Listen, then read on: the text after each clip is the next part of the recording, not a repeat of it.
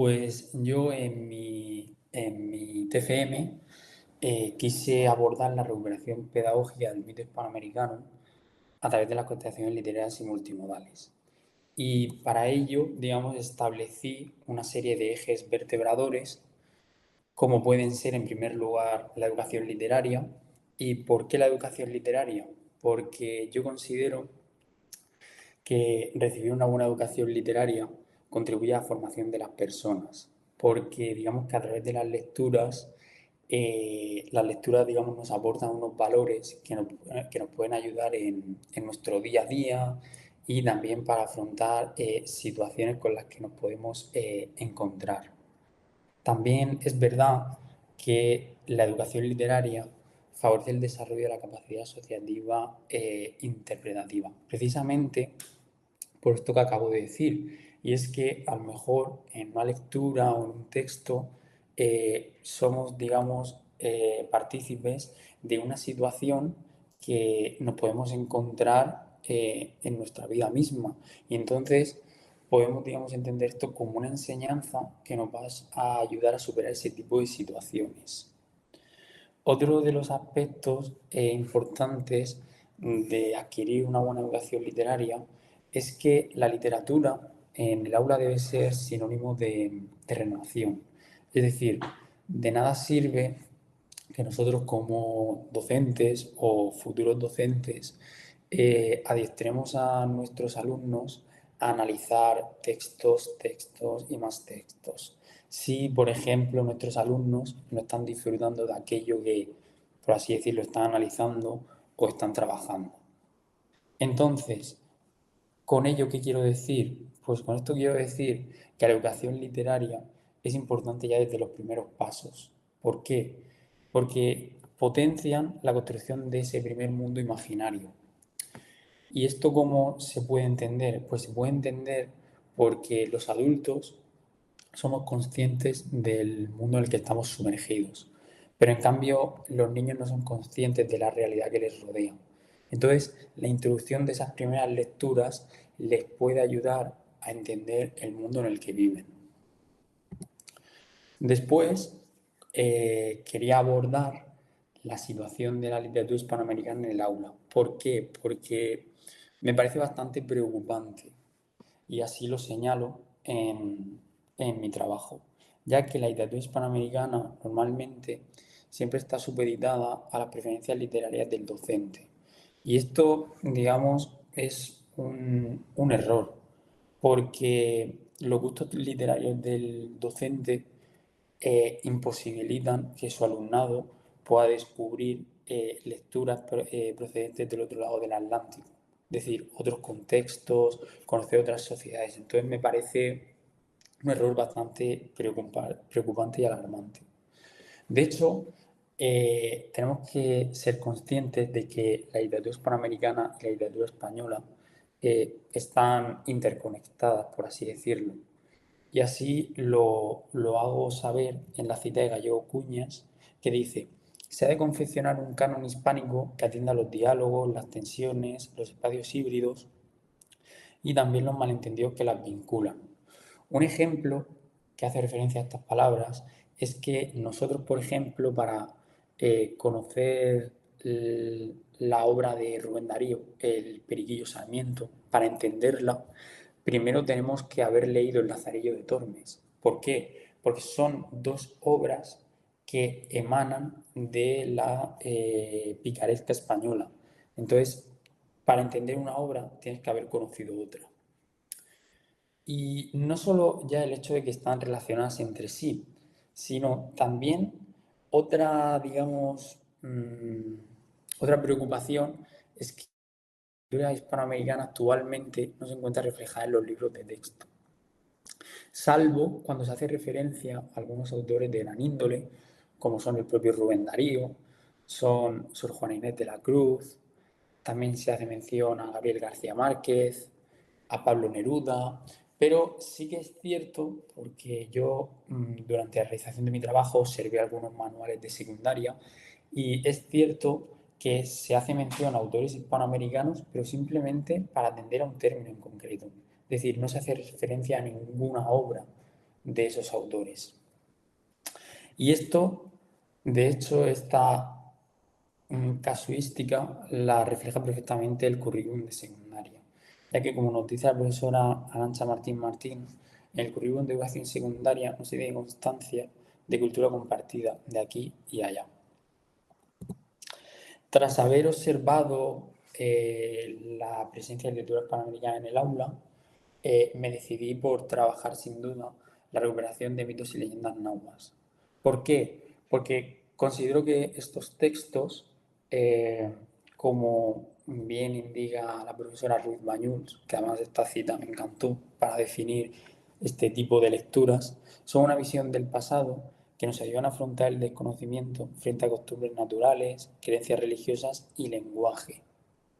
Y no solo eso, porque también tenemos que, digamos, entender los mitos y leyendas como textos, como un elemento literario que nos ha permitido entender la evolución del pensamiento humano. Es decir, nosotros, gracias a estos textos, hemos conocido la forma de pensar que tenían nuestros antepasados, las creencias, etcétera.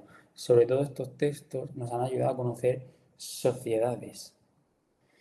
Por eso considero que no debemos de hacer del mito el olvido y por tanto los mitos y leyendas son una memoria histórica que dan cuenta de tiempos pasados, presentes y futuros, porque todo está hilado. Y como no, gracias a mi tutor, Sebastián Miras, pues me decidí a utilizar la metodología de realizar una constelación literaria y multimodal. ¿Por qué? Porque considero que este método, esta técnica pedagógica, tiene muchos beneficios. Y uno fundamental es que nos permite diseñar itinerarios de lectura con nuestro alumnado. Es decir, nuestro alumnado puede, digamos, confeccionar su propio corpus en base a sus gustos literarios. Y eso es muy importante, porque la literatura es placer. Nunca debemos olvidarlo.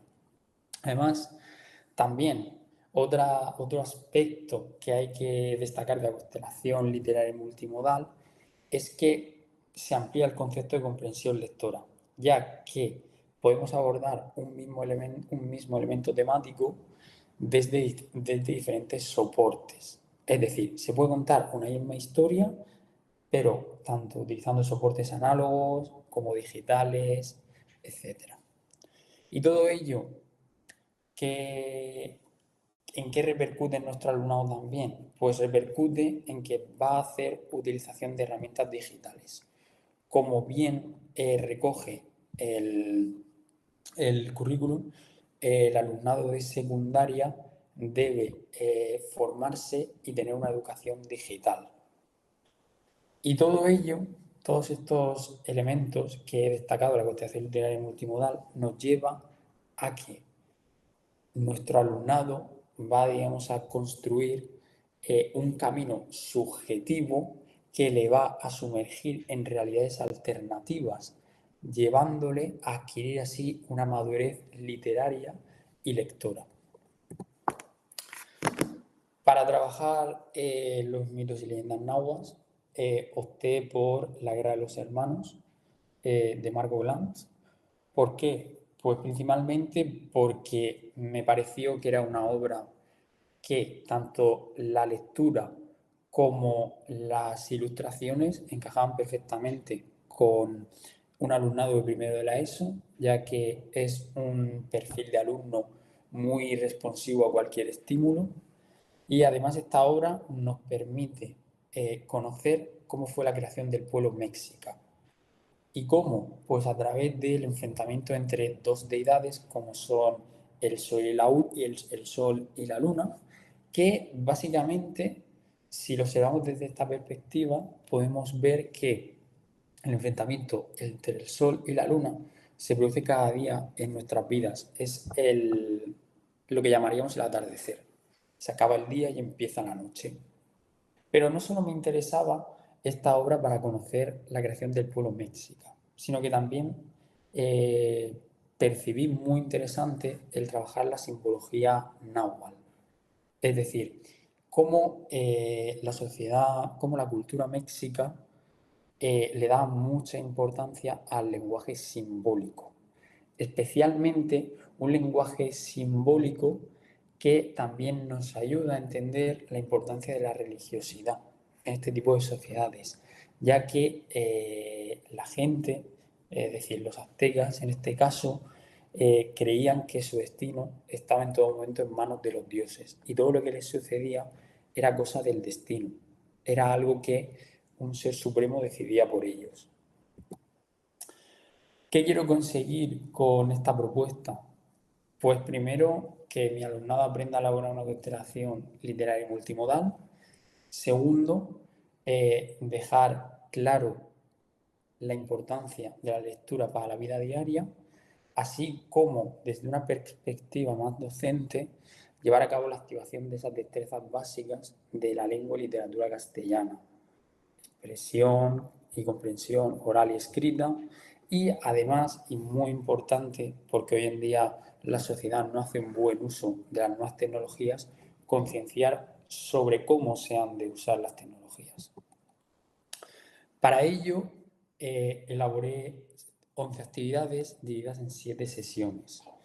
Una primera actividad es una lectura introductoria de la obra, así como una lectura representativa, es decir, aprender a interpretar las imágenes y también a llevar a cabo un análisis de los personajes. La segunda actividad tras esta lectura era llevar a cabo una selección subjetiva de los elementos temáticos, es decir, nuestro alumnado deberá de seleccionar, indicar cuál es el tema vertebrador, el tema principal de la obra que estamos trabajando. En la actividad 3 se explicaría qué es una constelación literaria y multimodal y así aprenderíamos el significado de la intertextualidad a través de otros títulos. Para ello utilizaríamos fragmentos de El Rey León, Alicia en el País de las Maravillas, Hércules y, por supuesto, como algo novedoso, pues también me gustaría utilizar pues, la serie de Los Simpson. En todos ellos se da, digamos, un enfrentamiento entre hermanos, pero en diferentes contextos. Entonces, la actividad 4 precisamente sería crear, fomentar un debate sobre la presencia de la intertextualidad en estos contextos trabajados, es decir, cómo se desarrolla la acción en cada uno de ellos. Actividad 5 explicaríamos qué es la multimodalidad y para ello utilizaríamos expresiones artísticas como un cuadro, una escultura, para que nuestro alumnado entienda que la intertextualidad no solo se ve reflejada en libros, no solo se ve reflejada en vídeos, sino también el arte es una forma de expresar intertextualidad. Y para ello utilizaría un cuadro del pintor William Blake titulado La muerte de Abel y una escultura del escultor Henry Vidal titulada Caín. La actividad 6 lo que haríamos sería debatir sobre estas obras trabajadas y además también responderíamos a unas cuestiones sobre qué despierta en nuestro alumnado al ver el cuadro y al ver la escultura, porque podemos ver la misma temática, que es el enfrentamiento entre hermanos, pero vistas desde otra perspectiva. Además, también me gustaría en la actividad 6 que nuestro alumnado sea capaz de crear su propia representación multimodal. Para ello les pediría que realizasen un dibujo en el que ellos tuviesen que esbozar ese enfrentamiento entre hermanos y pues les pediría que lo acompañaran con un acróstico, con una narración, un poema, para que ellos fuesen hay distintas formas de comunicación a la hora de transmitir un mensaje. Perdón, José María, un Sí, minuto. dime. Un minuto, José María, nos queda. Vale. En la actividad 7 tenemos una actividad que es la realidad mitológica, que es darle texto sin título a nuestro alumnado para que investigue por internet para ponerle títulos a sus textos. En la actividad 8 utilizamos Dream Generator para generar imágenes con IA, es decir, un enfrentamiento entre hermanos, pero dejando implícito esa importancia simbológica. En la actividad 9 utilizamos Plot Factory para crear un texto ficcional acorde a esa imagen creada. Y en la actividad 10 abordaríamos la intertextualidad a través de los Simpsons para que parodien su obra favorita con personajes de los Simpsons. Y la actividad 11, pues maquetaríamos finalmente el producto. Conclusiones, que es importante recibir una buena educación literaria, la literatura hispanoamericana merece ser conocida por el alumnado de secundaria, los mitos y leyendas nos ayudan a entender quiénes somos y no debemos obviar el uso de las TIC en la práctica lectoliteraria. Y eso ha sido todo. Muchas gracias. Muchas gracias.